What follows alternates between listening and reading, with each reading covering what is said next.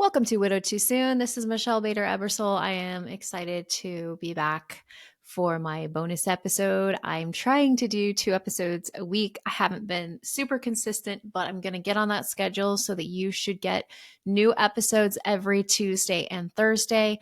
Tuesdays will typically be interviews, and Thursdays will typically be me just with a short little episode sharing whatever's on my heart. So that's where we are. I wanted to kind of catch you guys up. Remember, that's another thing that I'm doing on these episodes. Some of you have said you have missed that. Where, for several years, I would catch you up on my life, and I haven't been doing that with all the interviews. So I'm going to start doing that on these Thursday episodes. So, as you guys know, we just had Thanksgiving, but I'm going to back it up before that. I had an event at my house called Friendsgiving. We had 20 widows from the ages of in their 30s to in their 80s, and there was an amazing bond between all of them. It was just fabulous. We went around the table and we said our name, the name of our spouse, a special memory with our spouse from Thanksgiving, and what we're thankful for. So, of course, there were tears, but I encourage that because tears are healing. And it was just a really fun time. Actually, I got to share something that's kind of cute and funny. There's this widow that I met in the senior group. I would say she's probably in her 80s. She's the cutest thing. And, Joel was upstairs as not to bother us, but I asked him to come downstairs and take a picture of us because I wanted everybody in the picture. And I said, in case you don't know, I'm remarried. My husband's taking the picture. I guess she missed that because later she goes, "Was that handsome photographer your son?" I said, "No, that's my husband." She goes, "Well, congratulations." It was the cutest thing. And I was like, "No, he's older than me." And she goes, "Well, I knew you had adult kids." What's funny is because she's like 40 years probably older than me, maybe 20-year-olds and 40-year-olds look alike to her. I don't know. But it was super cute. And it was just a fun time of laughter, and there's just something so beautiful about getting widows together. So that was really fun. And then the next week, we had Thanksgiving that we hosted here. And let me tell you a little secret. I'm not good at cooking if you don't know that, but we found at Costco you could buy a smoked turkey already cooked, and all you had to do was heat it up for a couple hours. So we did that for both Friendsgiving and Thanksgiving. Loved it. Still have leftovers, eating it every day. So good. But my whole family, my parents, my brothers, my nieces, nephews, everybody came over, and it was a really fun afternoon. And we do these fun things. This is our third year doing it. We do a pumpkin rolling contest to see who can roll it down the sidewalk without it going off like the furthest. I won this year. Pretty cool.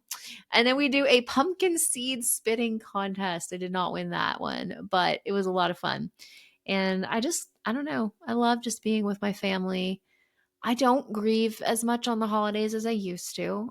You might be listening to me like I had a horrible Thanksgiving, and that's okay. I did my first year, and you guys probably know this if you listened for a while. Like my first Thanksgiving, we went to Great Wolf Lodge. We had pizza for Thanksgiving because I just did not want to do the same thing.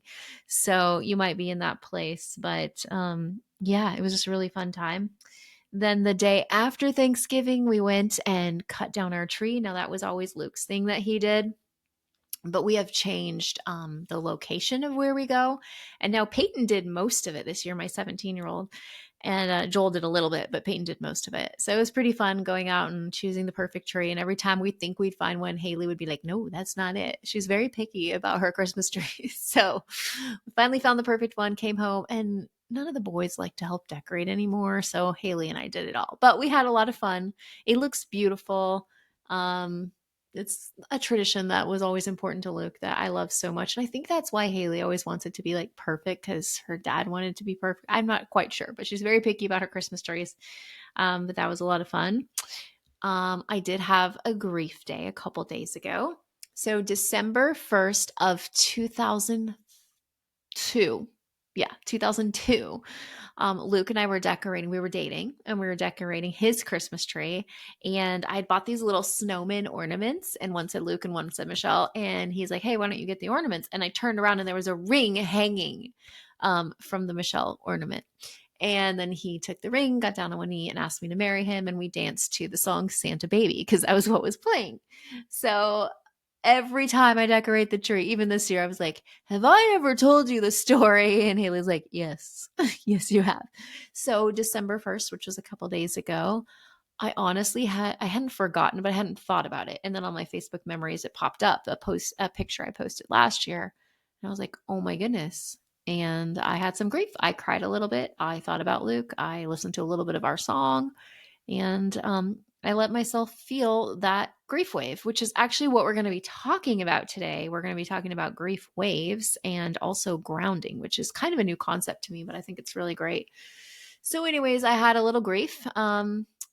And I told Joel about it, and he's so great. And it was just, yeah, kind of an interesting day, but I learned to ride the waves, and the waves are much shorter and much less intense than they used to be. So that kind of brings us to the topic that I want to talk about today. It's really cool because I teach a grief group to seniors in my local area. And I was like, why don't I just talk about that on the podcast? Because it's great information, the same thing that we did a couple of days ago.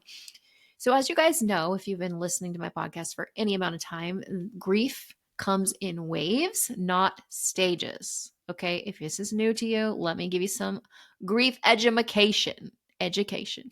I don't know.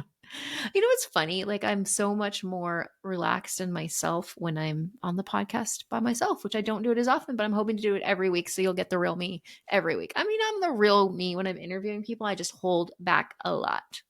So, grief education. So, Dr. Elizabeth Kubler-Ross invented the 5 stages of grief. She invented them for those dying, not for those who are grieving. Somewhere over time, people thought that it's for those grieving. And so what happens is grievers feel like there's something wrong with them. I personally felt like there was something wrong with me when I was like, I'm not going through denial. I'm not going through this stage. And you can feel like something's wrong with you. So when I learned just a few months into my grief journey about this whole thing that they were not actually created for those grieving, it gave me such relief. So then if grief doesn't come in stages, how does it come? Well, that's what we're going to talk about today. Grief comes in waves. So a wave is something that can hit you, boom, out of nowhere, right? You're walking down the street, you see a couple and you feel the wave. You smell his cologne, you feel the wave. You hear your song, you feel the wave. You're at the grocery store, you see a food that only they used to like, you feel the wave. See what I'm saying? I know you guys get this, also known as triggers, but we're going to say waves for today. So what do you do when a grief wave comes? You got to feel it. You guys know what I'm going to say? What we feel, God can heal. Let that sink in. What we feel, God can heal. You don't want to, you start a wave feeling, I don't want you to stuff it. It doesn't matter what anyone thinks. Your healing is more important than what anyone thinks of you. Let them. Have you read the book Let Them by Mel Robbins? Very good book. And it's about letting people think whatever they want, especially in this circumstance. Like, it doesn't really matter. Let them think whatever they want because you have got to heal. Like, I've had grief waves in church, seeing an elderly couple. I've had grief waves literally everywhere. And what I have learned, grief is like the little, going on a bear hunt, can't go over it, can't go under it, can't go around it, got to go through it, right? And so if you don't feel your grief wave, if you stuff it down, you will never get through grief. This is why I'm so passionate about this, is because you have to go through it. And so when you start feeling the pain, you start feeling those tears coming on, just feel it. Kind of like Nike, just do it. This is grief, just feel it. Oh, I could kind of coin that phrase, right? And that motto, grief, just feel it. I'm starting another podcast about grief.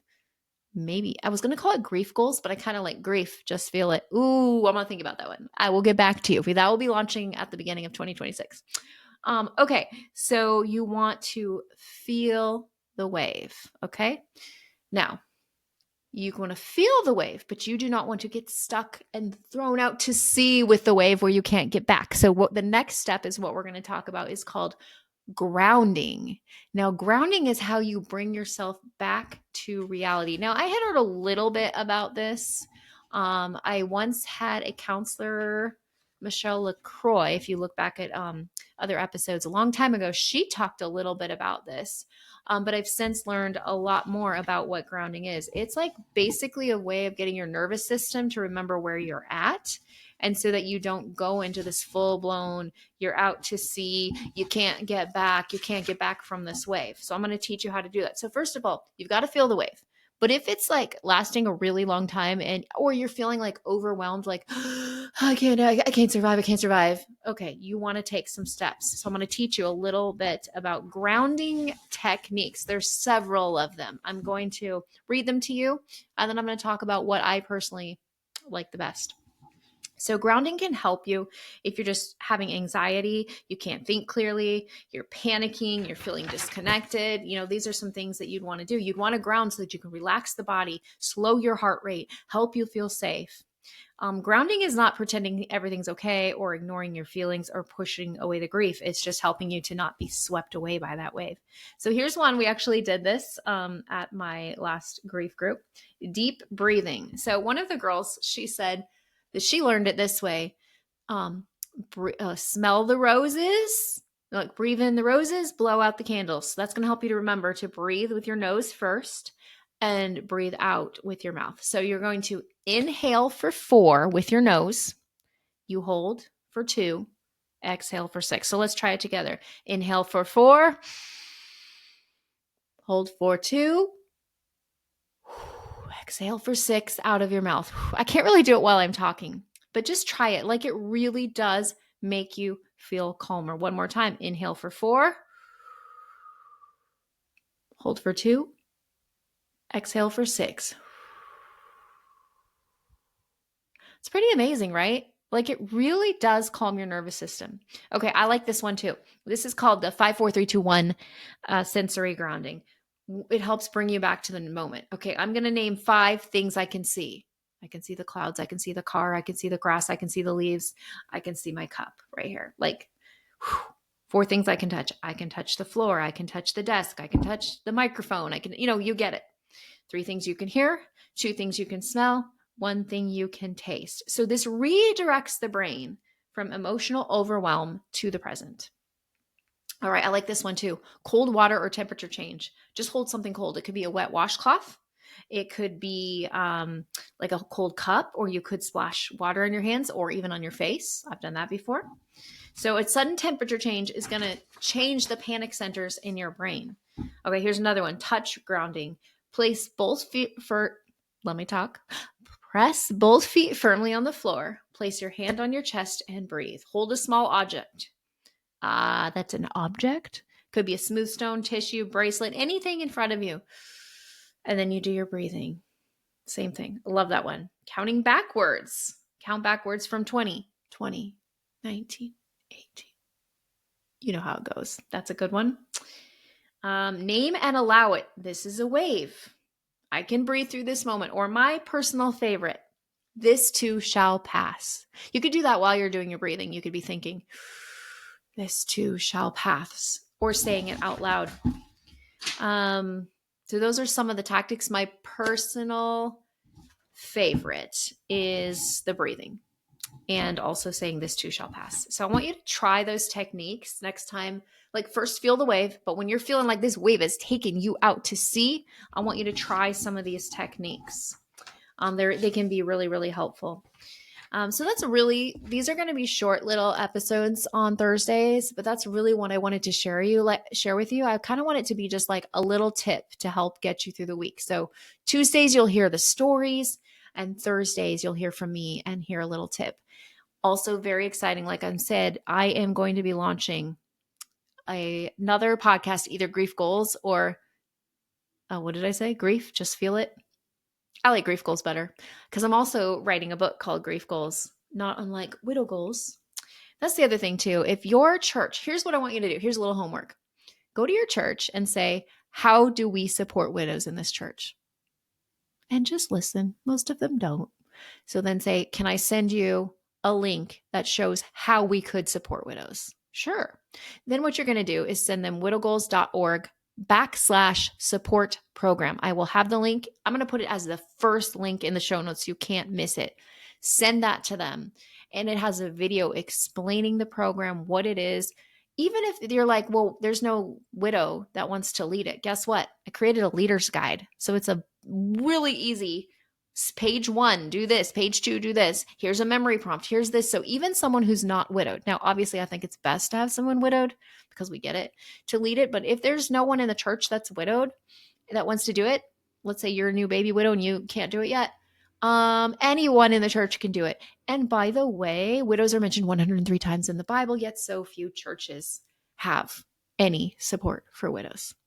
So that's what I wanted to say. I also wanted to thank those of you who voted for my book, Widow Goals, in the Kingdom Book Awards. I will not know until April if I am a winner, but I am a finalist, so that's good. Thank you for the support. Thank you for getting the word out to your church about this program, because this is going to change things for so many people. Because as you know, we've talked about this a lot. Being widowed in church is one of the loneliest places. So thank you for giving me, a little listen 2 times a week now. And, keep up the good work. And also, if you haven't joined our Widow Too Soon community, please do that on Facebook. You can look for me, Michelle Bader Ebersole, on Facebook, Widow Goals on TikTok, Widow Goals on Instagram, all the places. And remember, you're not alone. Have a great day.